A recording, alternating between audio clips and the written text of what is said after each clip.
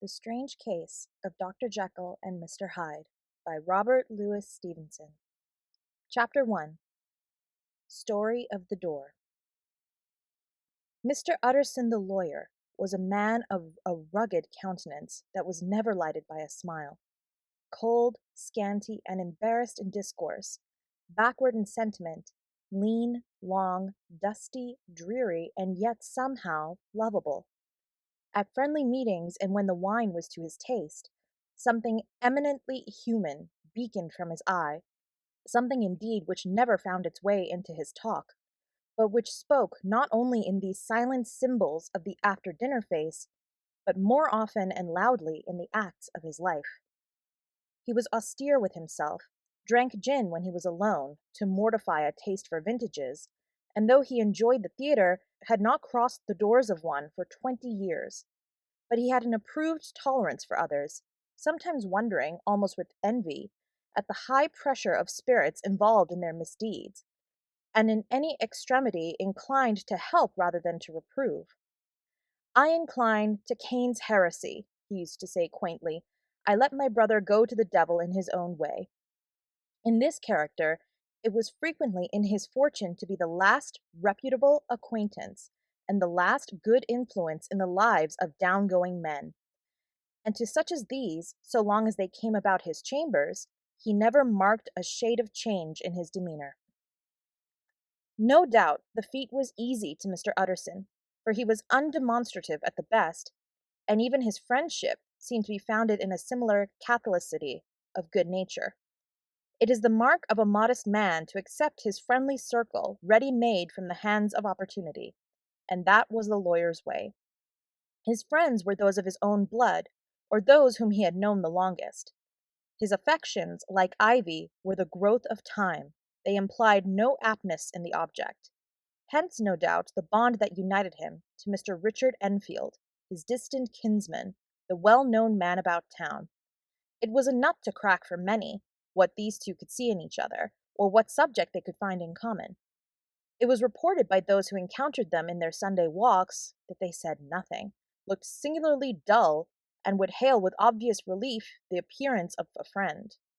For all that, the two men put the greatest store by these excursions, counted them the chief jewel of each week, and not only set aside occasions of pleasure, but even resisted the calls of business, that they might enjoy them uninterrupted.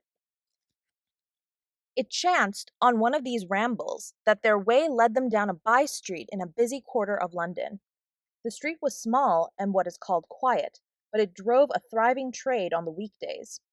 The inhabitants were all doing well, it seemed, and all emulously hoping to do better still, and laying out the surplus of their grains in coquetry, so that the shop fronts stood along that thoroughfare with an air of invitation, like rows of smiling saleswomen. Even on Sunday, when it veiled its more florid charms and lay comparatively empty of passage, the street shone out in contrast to its dingy neighborhood, like a fire in a forest, and with its freshly painted shutters, well-polished brasses, and general cleanliness and gaiety of note, instantly caught and pleased the eye of the passenger. Two doors from one corner, on the left hand, going east, the line was broken by the entry of a court, and just at that point a certain sinister block of building thrust forward its gable on the street. It was 2 stories high, showed no window, nothing but a door on the lower story and a blind forehead of discolored wall on the upper, and bore in every feature the marks of prolonged and sordid negligence. The door, which was equipped with neither bell nor knocker, was blistered and disdained. Tramps slouched into the recess and struck matches on the panels.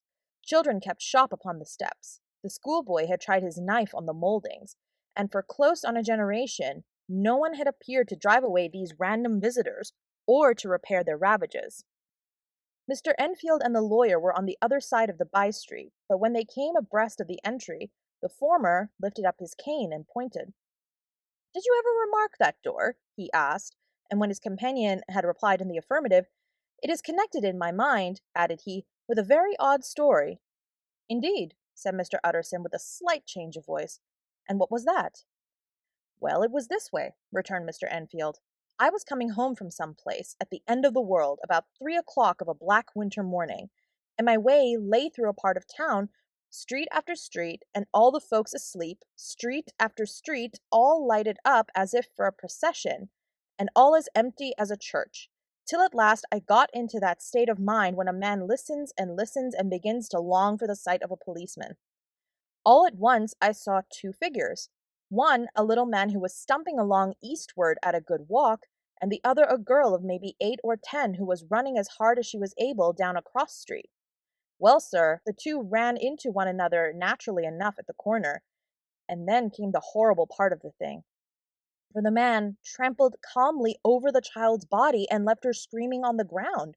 It sounds nothing to hear, but it was hellish to see. It wasn't like a man, it was like some damned juggernaut.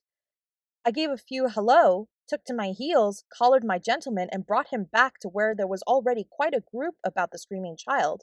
He was perfectly cool and made no resistance, but he gave me one look, so ugly that it brought about the sweat on me like running. The people who had turned out were the girl's own family, and pretty soon the doctor, for whom she had been sent, put in his appearance. Well, the child was not much the worse, more frightened, according to the sawbones, and there you might have supposed would be an end to it. But there was one curious circumstance. I had taken a loathing to my gentleman at first sight. So had the child's family, which was only natural. But the doctor's case was what struck me. He was the usual cut-and-dry apothecary, of no particular age and color, with a strong Edinburgh accent, and about as emotional as a bagpipe. Well, sir, he was like the rest of us. Every time he looked at my prisoner, I saw that Sawbones turn sick and white with a desire to kill him. I knew what was in his mind just as he knew what was in mine, and killing being out of the question, we did the next best. We told the man we could and would make such a scandal out of this as should make his name stink from one end of London to the other. If he had any friends or any credit, we undertook that he should lose them. And all the time, as we were pitching it in red hot, we were keeping the women off him as best we could, for they were as wild as harpies. I never saw a circle of such hateful faces. And there was the man in the middle, with a kind of black, sneering coolness. Frightened, too, I could see that, but carrying it off, sir, really like Satan. If you choose to make capital out of this accident, said he, I am naturally helpless. No gentleman but wishes to avoid a scene, says he. Name your figure. Well, we screwed him up to £100 for the child's family. He would have clearly liked to stick out, but there was something about the lot of us that meant mischief, and at last he struck. The next thing was to get the money, and where do you think he carried us but to that place with the door? Whipped out a key, went in, and presently came back with the matter of £10 in gold, and a cheque for the balance on Coots, drawn payable to bearer, and signed with a name that I can't mention, though it's one of the points of my story, but it was a name at least very well known and often printed. The figure was stiff, but the signature was good for more than that if it was only genuine. I took the liberty of pointing out to my gentleman that the whole business looked apocryphal, and that a man does not in real life walk into a cellar door at 4 in the morning and come out with another man's cheque for close upon £100. But he was quite easy and sneering.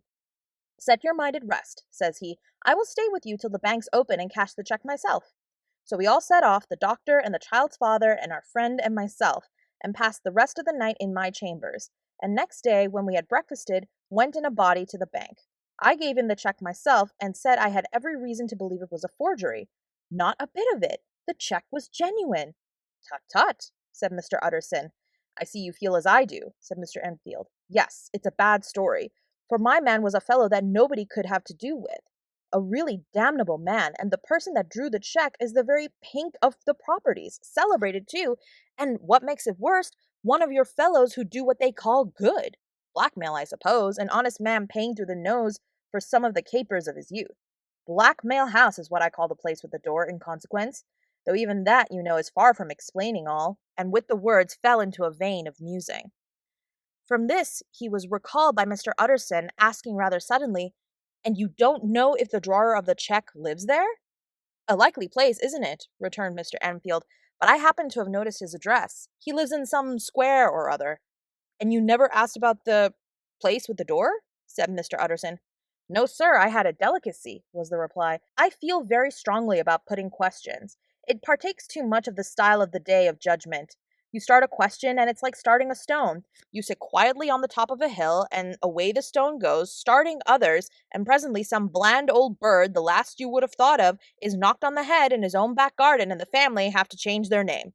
No, sir, I make it a rule of mine. The more it looks like Queer Street, the less I ask. A very good rule, too, said the lawyer, but I have studied the place for myself, continued Mr. Enfield. It seems scarcely a house. There is no other door, and nobody goes in and out of that one but once in a great while the gentleman of my adventure. There are 3 windows looking on the court on the first floor, none below. The windows are always shut, but they're clean. And then there is a chimney which is generally smoking, so somebody must live there. And yet it's not so sure, for the buildings are so packed together about the court that it's hard to say where one ends and another begins. The pair walked on again for a while in silence, and then, Enfield, said Mr. Utterson, that's a good rule of yours. Yes, I think it is, returned Enfield. But for all that, continued the lawyer, there's one point I want to ask. I want to ask the name of the man who walked over the child. Well, said Mr. Enfield, I can't see what harm it would do. It was a man of the name of Hyde. Said Mr. Utterson. What sort of a man is he to see? He is not easy to describe. There is something wrong with his appearance, something displeasing, something downright detestable. I never saw a man I so disliked, and yet I scarce know why. He must be deformed somewhere. He gives a strong feeling of deformity, though I couldn't specify the point. He's an extraordinary-looking man, and yet I really can name nothing out of the way. No, sir, I can make no hand of it. I can't describe him, and it's not want of memory, for I declare I can see him this moment. Mr. Utterson again walked some way in silence, and obviously under a weight of consideration.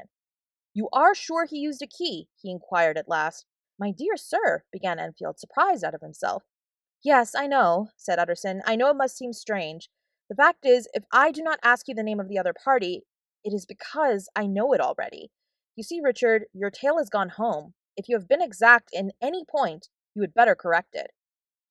I think you might have warned me, mentioned the other with a touch of sullenness, but I have been pedantically exact, as you call it. The fellow had a key, and what's more, he has it still. I saw him use it not a week ago.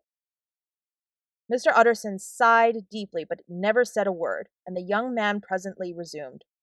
Here is another lesson to say nothing, said he. I am ashamed of my long tongue.